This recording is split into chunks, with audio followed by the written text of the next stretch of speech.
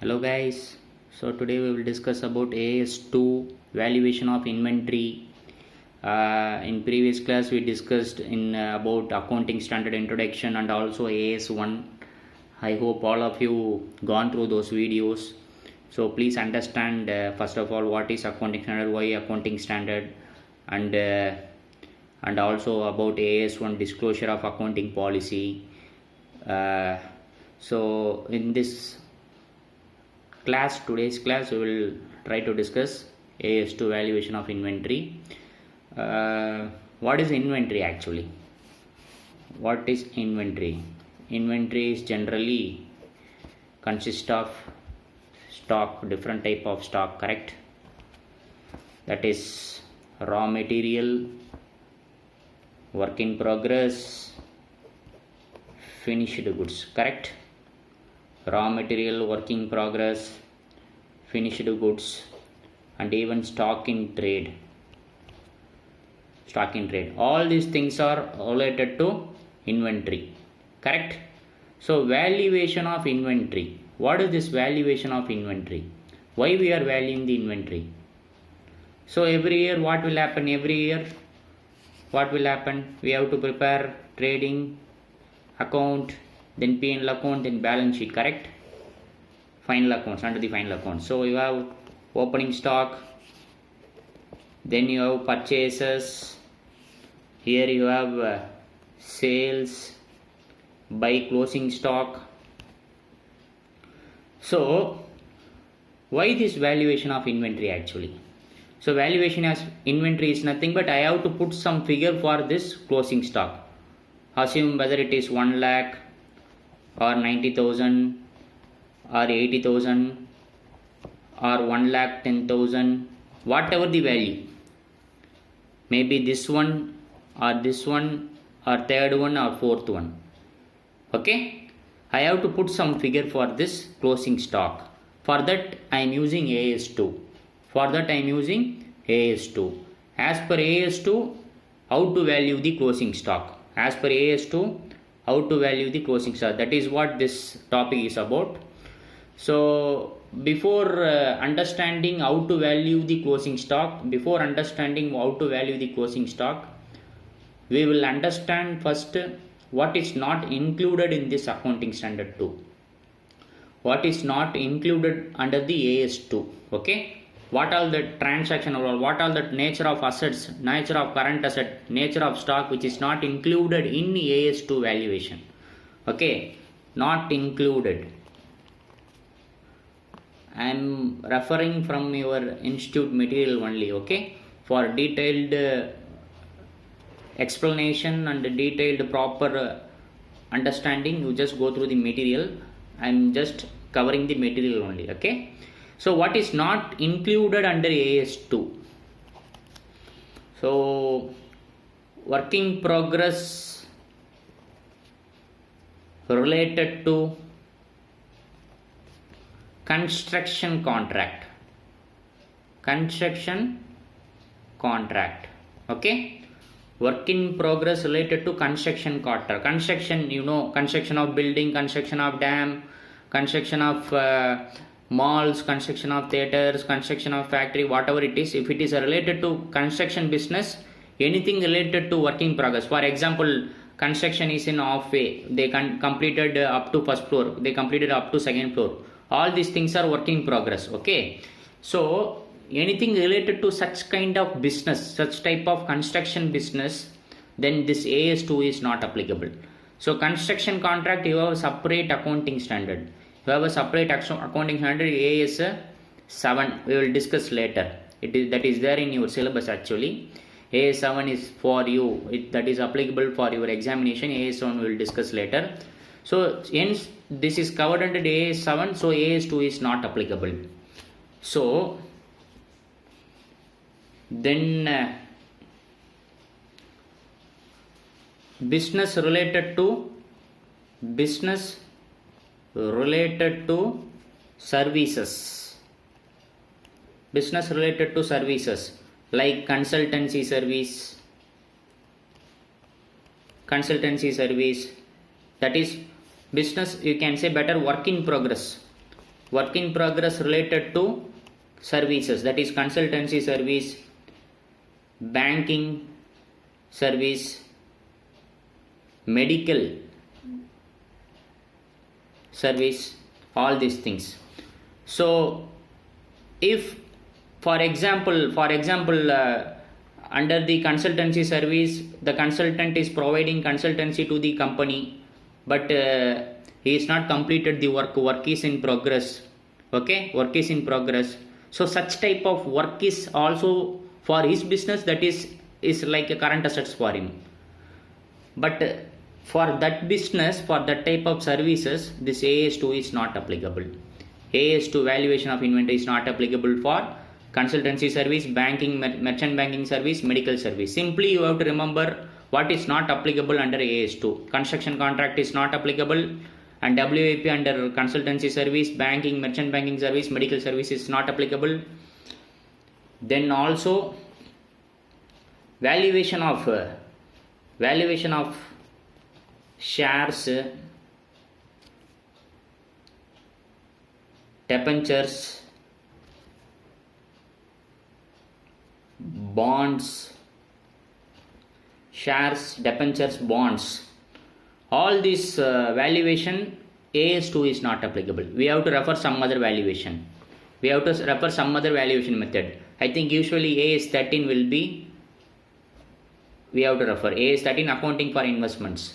So that is not there for you, and for your syllabus AS13 is not there, so we need not to bother about that. Okay, so then also livestock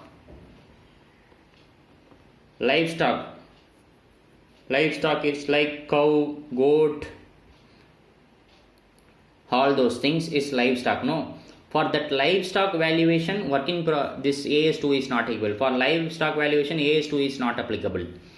Agricultural products, mineral oils, ores and gases, such inventories also AS2 is not applicable. Okay, agricultural products, minerals and oils, all these things AS2 is not applicable. Okay, you may get some 1 mark also, or even theory also, not included under AS2. So WIP related to construction contract, WIP related to services, that is consultancy service, merchant banking, medical services, valuation of shares, debenture, bond. This shares, debenture, bond is not current asset, it is current investment. It will be coming under current investment normally. So AS2 is not applicable. AS2 is applicable only for inventory, that is belongs to stock, and also livestock, this cow, goat, all those things, livestock, for that also AS2 is not applicable. Agricultural produce, minerals and oils related product, all these things AS2 is not applicable. Okay, so now we have to understand what is AS2. What is AS2 means, you know, that is valuation of inventory, but how to value the inventory? Okay, so before discussing about how to value the inventory, one more point we have to remember. Actually, as I said, inventory means it may be a raw material, may be a WIP, it may be a finished goods, correct? It may be stock in trade, that is inventory held for sale, that is stock in trade. Inventory held for resale, okay, normally trader will do buying and selling the goods, that is stock in trade. All these things are categorized under inventory. And even spare parts not covered under AS10. What is AS10? AS10 related to plant, property, equipment, that is related to fixed assets. Actually, if some spare parts belongs to AS10, we will discuss what is that later. Then AS2, if that spare parts belongs to AS10, then AS2 is not applicable. There are spare parts where we used to use in general. There are spare parts which does not belongs to specific assets. Okay, and also routinely we will use it, and routinely we will consume the spare parts like lubricants, oils, lubricants. Okay, likewise technical thing, you have to you can assume simply, if the spare parts is not, if the spare parts in general usage in nature and does not belongs to specific assets, okay, then you can include that spare parts under inventory category. If the spare parts is separately identifiable and it can be used only with the specific assets, specific fixed assets, then it should be covered under AS10. Okay, so why I am discussing this point, whether spare parts is inventory or not, that is why I am discussing this point actually, when it is inventory, when it is not inventory. Okay, so now we are going to discuss valuation of inventory. Valuation of inventory. I hope all of you know what is inventory. Because I am not explained much about inventory. What is the purpose of inventory? It is for the purpose of business, using for the production, and we have to get the output, that is finished goods. Okay, so for that we would have purchased raw material, and we have to convert that with the production process, and we have to get the output, and we have to make a sales. Okay, so valuation of inventory. Valuation of inventory. Inventory is valued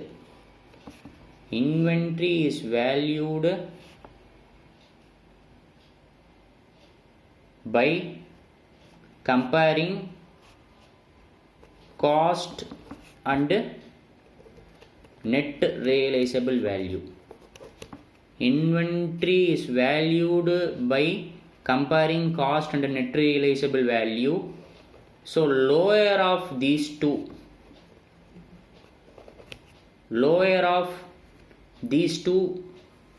is B. We have to take it for inventory purpose. Okay, cost and net realizable value of the particular material or raw material or finished goods we have to compare, and we have to take the figure lower of cost and net realizable value is my inventory. Lower is my inventory. Okay, so now we have to understand what is cost and what is net realizable value. What is cost generally? General meaning of cost. Cost. What are the things included in cost?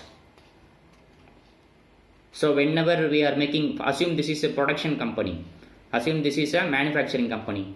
So cost means what are the things will be there for raw material or whatever it is. So cost of purchase will be there. Cost of purchase will be there. Correct? So this cost of purchase includes what all the items? This cost of purchase includes what all the items? Purchase price, whatever I spent for my purchase. Okay? And also taxes. Okay, duties and taxes.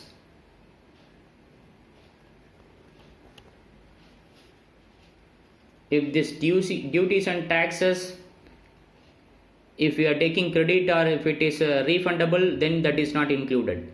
Duties and taxes which is not available for input credit. Duties and taxes which is not available for input credit. I hope all of you know little bit about credit, input credit and all.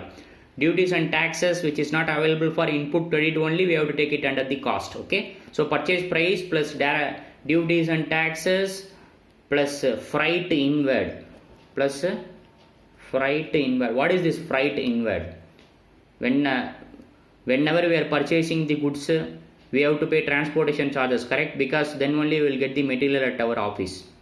Freight, transportation charges incurred for bringing this material. So that is freight inward, coming inside to the factory. Inward means we are purchasing the material and it is coming into the factory.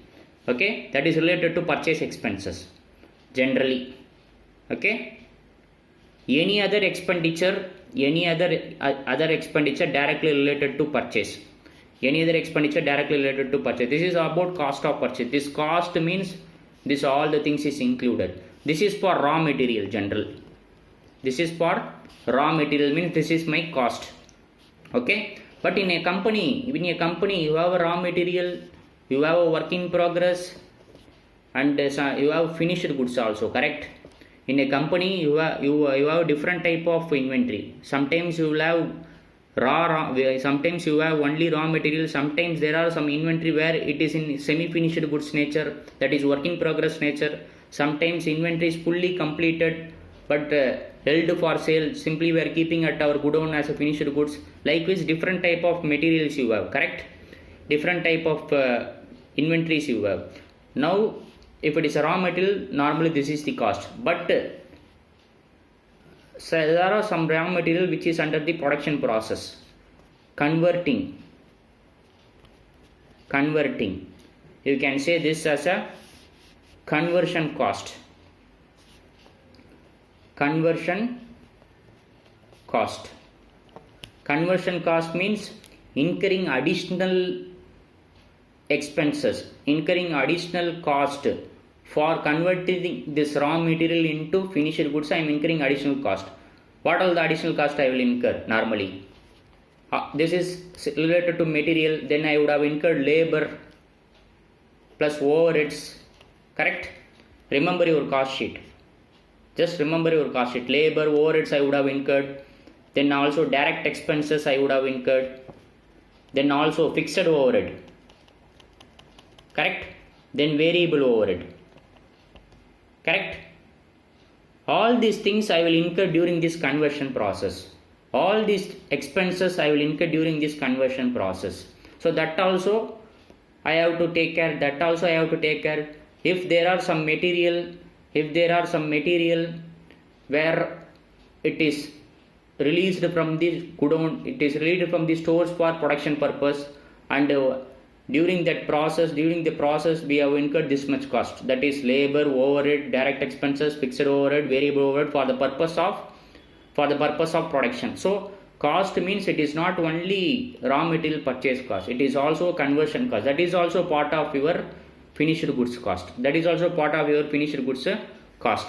Okay, so this is my cost generally. Then what about net realizable value? Then what about even other cost also?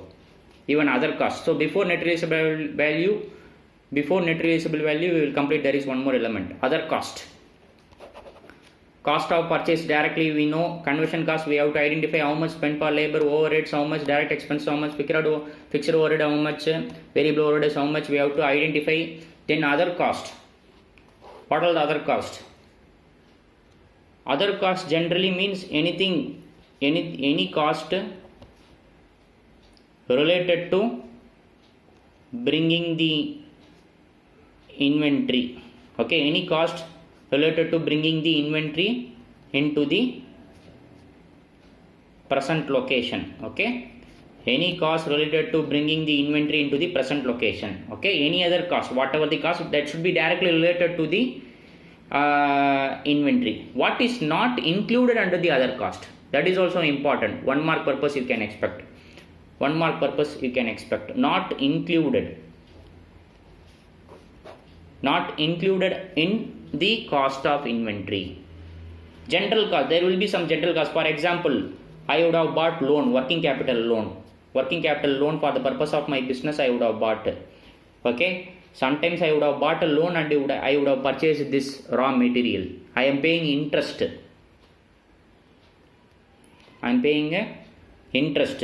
This interest, actually why I am paying? Because I borrowed money for buying these goods. For that reason I am paying this interest. Now the question is whether this interest should be included in the cost of purchase or not. This interest should not be included, because that is not directly related to purchase, or that is not directly related to production. That is, you don't have money, so you borrowed, so you are paying interest. Okay, so that is not directly related to business, or that is not directly related to production for this particular item. So interest should not be included with this cost. Okay, similarly, storage of goods, paying rent for storage purpose, that is also not directly related to production of this finished goods. Okay, so that should not be part of your cost of purchase. And also administration overhead, administration and selling and distribution overhead. Selling and distribution overhead, when I will incur? I will incur only when there is a sales. Now I am arriving stock value which is there in my godown. For that reason I need not to include my sales related expenses. Okay, and also administration related expenses also I need not to incur unless it is directly incurred for the purpose of this inventory. So administration and selling overhead is not the part of my cost, that not related to my inventory cost, that is not direct expenses. Okay, and also abnormal loss. Abnormal loss is an unexpected loss, avoidable loss actually. Abnormal loss is an avoidable loss. So there is an extraordinary loss or something which should not be considered for my cost of purchase. Then you can ask me whether can we include normal loss in the cost of product. Normal loss, can we include the whatever we incurred for as a normal loss, can we include under the cost of purchase or not? We can include. I hope all of you know little bit about abnormal loss and normal loss. Normal loss is generally unavoidable in nature. So any production they may incur some normal loss. Without that normal loss they cannot make production. Okay, for example petrol, for an retail outlet, petrol bunk, what is the normal loss? Evaporation of petrol. There will be some minor loss they will incur. Okay, so that is normal loss. Abnormal loss means huge theft of petrol. Somebody has misused the godown and they taken the petrol out of the godown or bunk, whatever it is. So that is abnormal loss. So normal loss is an evaporation of petrol. Abnormal loss is theft of petrol. That is abnormal loss. Okay, if it is a normal loss, then include that loss cost with the cost of product. We have one problem actually. We will work out. But normal loss is an unavoidable in nature. Abnormal loss is an avoidable in nature. Normal loss is an expected one. Abnormal loss is an unexpected one. So this normal loss amount, whatever the cost incurred for this normal loss portion, should be added with the remaining good products, remaining good inventories we have to add. This abnormal loss, whatever the amount we are incurring for this one, it should not be added with the cost of inventory. Rather it should be debited to P&L account directly. Okay, so we will work out the problem later. So then we will understand now net realizable value. Okay, so as I said, valuation of inventory is lower of cost and net realizable value. Okay, so just now we discussed about cost. Now we'll understand what is this net realizable value. Okay, net realizable value of that particular inventory. So net realizable value of inventory is nothing but selling price minus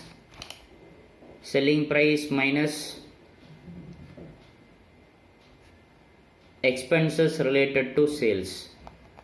Selling price minus expenses related to sales. Okay, so what is the meaning? If I sell that inventory in the market, my selling price is something. For example, my selling price is 1000 rupees. So if I want to sell this at 1000 rupees, I have to incur some selling and administration expenses, selling and distribution expenses, commission expenses, commission expenses. Okay, all these expenses, commission for sales agent, commission for sales agent. So selling price minus expense related to sales equal to net realizable value. So 1000 minus, assume this is 50 rupees. 1000 minus, assume this all expenses related to sales is 50 rupees. So 1000 minus 50 equal to 950 is my NRV. Okay, now what is the next step, sir? Net realizable value is for the same inventory I am selling in the market. while selling I am incurring some expenses related to this sales. So I have to identify my net realizable value means selling price minus sales related expenses. If I deduct, I will get some figure, that is 950. That is my NRV. Then what is the next step? Assume NRV is 950, cost is 1000 rupees, cost is 1000, NRV is 950, cost is 1000, or else cost is 975, cost is 975, NRV is 950. Okay, valuation of inventory, cost, NRV, whichever is lower. So cost is 975, NRV is 950, lower is NRV, that is 950. So this is my value of inventory. My value of inventory for the period is 950 rupees. Okay. So this is what we are going to discuss. So valuation of inventory is simple actually. Cost and net realizable value, whichever is lower. But what is cost you have to understand first. What is net realizable value you have to understand. Then we will work out the problem easily. Okay. Okay guys, we will solve few problems which is available at your institute material. Okay, using the this August 2019 edition actually, page number 533. 533 illustration 5. Just go through the question. This is very simple question. I think I need not to work out in notebook. We can solve by reading the question itself. Okay. What is the question? The closing stock of Gaurav Limited is how many units? 10,000 units. What is the amount? At rupees 10 rupees. Per unit is 10 rupees. That is 1 lakh rupees total. Closing stock of Gaurav. Costing means cost. The cost of the inventory is how much? 1 lakh rupees. 10,000 into 10, 1 lakh rupees. But the current market price as on the date was 9 rupees. Current market price, in the sense you can take it as a net realizable value. If net realizable value not given, we have to assume that is market price is net realizable value. Market price is how much? 9 rupees. Okay, that is 90,000 rupees. So cost is 1 lakh and market price is 90,000. As per AS2, valuation of inventory is lower of net realizable value and cost. Correct. So cost is 1 lakh, net realizable value is 90,000 rupees. Which one is lower? 90,000 rupees is lower. Correct. Then the value of closing stock for the period, what is the period? On 31/3/2012, I have to value my closing stock. On 31/3/2012, my value of closing stock is rupees 90,000. Okay, so that's what given here. According to AS2, valuation of inventory will be lower of cost and net realizable value. In the present case, the cost is 1 lakh and net realizable value is 90,000. Therefore, the inventory will be valued at 90,000 at net realizable value. Okay. So this is the answer. Okay. I hope all of you understood. We'll go through the next problem now. From the following information presented by P Limited, ascertain the value of stock to be included in balance sheet. They are asking what is the value of stock to be included in the balance sheet. Okay. Cost price of the material. Cost price of certain stock is how much? 60,000 rupees. Cost price is 60,000, being obsolete, but they are not able to use that product as of now. Being obsolete, directly they are not able to use that product. Okay. Cost price is 60,000, but the purchase price is 60,000 rupees. What is the thing they have given? It can be used for production purpose. It can be used for production purpose after incurring 10,000 rupees for modification. After incurring 10,000 rupees for modification, The same could be used as a byproduct for an existing product. The purchase price for the same amounts to rupees 40,000. So what they are trying to say? What they are trying to say, first of all, you have to understand the cost price of the material is 60,000 rupees. Cost of the material is 60,000 rupees, but it is obsolete, means they may not be able to use as it is. They may not be able to use that product separately. But what they are trying to say is they can use this product as a raw material for producing some other product. They can use this product as a raw material for producing some other product. Okay. So now what we have to understand is what it is given here. It can be used for production purpose. After incurring 10,000 for modification, the same could be used as a byproduct for an existing product. The purchase price of the same amounts to rupees 40,000. So what they are trying to say here, present price is 60,000. So I am working out that problem actually. Cost equal to rupees 60,000. Net realizable value not given directly. Net realizable value not given directly.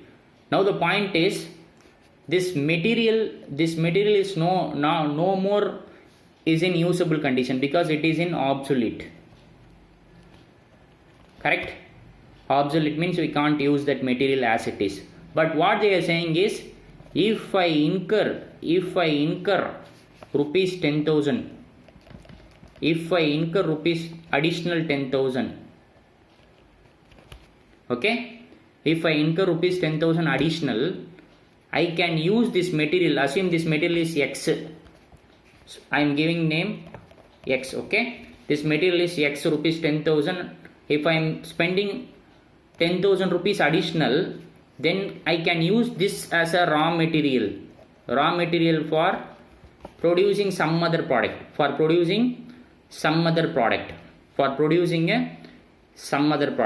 okay. That is the question actually. That is the question. Now one more thing they have given actually. For producing some other product, for example, if I want to produce A, for that purpose, existing raw material of X cost 60,000 rupees. Apart from the 60,000 rupees, I am going to incur additional 10,000 rupees. For what purpose? For producing A. Okay, A is my finished goods. Okay, till this you understood? Now what they are saying is, assume there is no X. Actually.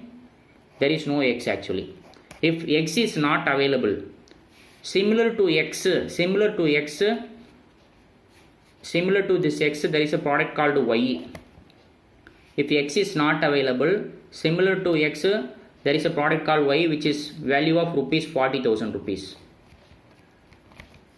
For producing A, X is not available. If X is not available, they will buy this Y from the market. For 40,000 rupees. They will buy this Y from the market 40,000 rupees and they will use for producing this A product. You got it or not? If X is not available, they have to buy this Y for 40,000 rupees. Now the question is, I have an X material which is not in usable condition, but if I spend this 10,000 rupees additional, I can use for producing A product. If I don't have this X, I have to spend 40,000 rupees. And buy this Y and produce this A. Okay. Now the point is, how much I have to spend if X is not available. For Y, how much I have to spend? 40,000 rupees. Assume X and Y are same type of material which can be used for producing A. Okay, there is no difference. I have to spend for Y 40,000 rupees. Okay, for producing A. But if I am using X for producing this A, how much I am spending? 10,000 rupees. Correct? 10,000 rupees I am spending for this X. Correct? So I have to spend 40,000. I am spending how much? But 10,000 rupees. I am spending how much? 10,000 rupees.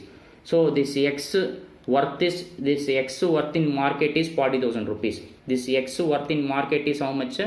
40,000 rupees. That is the price, replacement price for this X actually.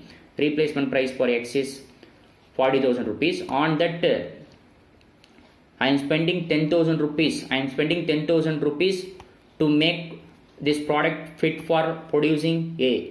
To make this X fit for producing A. So 40,000 rupees is the price of the X in the market.